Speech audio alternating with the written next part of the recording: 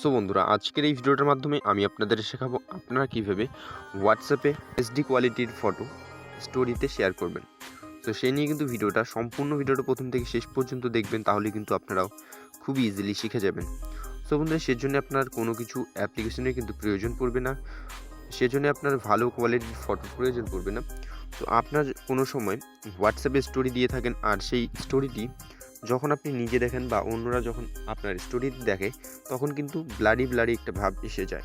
So সেই নিয়ে কিন্তু আমি আজকের এই ভিডিওটার মাধ্যমে খুবই এইচডি কোয়ালিটির কিন্তু ফটো আপনাদের স্টোরি দেওয়া শেখাবো। সেজন্য আপনার কী করতে হবে, সেজন্য আপনার মেসেজ আইকনে চলে আসতে হবে, দেখতে পাচ্ছেন চ্যাট আইকনে, তারপরে প্লাস আইকনের উপরে ক্লিক করে আপনি আপনার হোয়াটসঅ্যাপ নাম্বারটি দেখে নিন, যে নামে আপনি সেভ করেছেন, অথবা আপনার নাম্বারটি সবার উপরে কিন্তু শো করবে।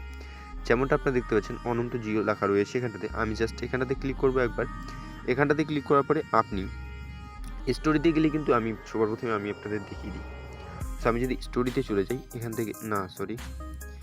থেকে যদি আমি স্টোরিতে চলে যাই, আপলোডের উপরে গিয়ে স্টোরিতে এখানটাতে যদি ক্লিক করি, এখানটাতে ক্লিক করার পরে কিন্তু আমরা কোনো ধরনের দেখতে পাচ্ছেন এইচডি কোয়ালিটির ফটোর কিন্তু অপশন পাবো না।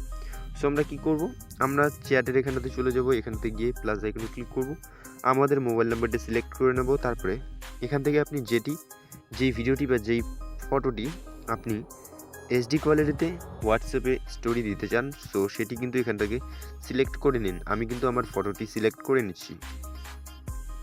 সো বন্ধুরা, আপনারা কিন্তু দেখতে পাচ্ছেন এই ফটোটি আমি সিলেক্ট করে নেওয়ার পরে উপরে দেখতে পাচ্ছেন এইচডির একটি কিন্তু লোগো চলে এসেছে অটোমেটিকলি। সো এখানটাতে আমরা ক্লিক করবো একবার। ক্লিক করার পরে নিচে দেখতে পাচ্ছেন এইচডি কোয়ালিটির একটি অপশন, এখানটাতে ক্লিক করলাম। তারপরে এটি জাস্ট কিন্তু আমি শেয়ার করে দিলাম আমার নিজেরই হোয়াটসঅ্যাপের মধ্যে।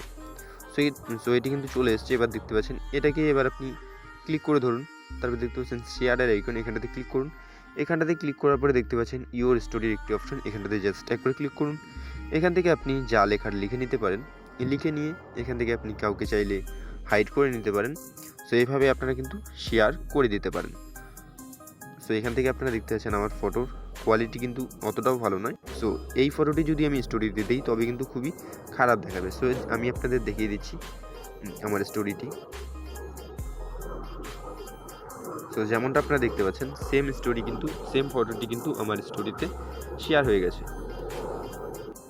সো বন্ধুরা, নিশ্চয়ই কিন্তু আপনারা বুঝতে পেরে গেছেন।